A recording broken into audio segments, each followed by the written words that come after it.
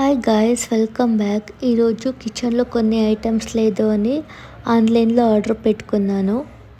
ఆన్లైన్లో ఆర్డర్ పెట్టిన 10 మినిట్స్కి ఐటమ్స్ అన్నీ ఇంటికి వచ్చేసాయి. చూస్తున్నారు కదా ఎంత ఫ్రెష్గా ఉన్నాయి వెజిటేబుల్స్ అన్నీ.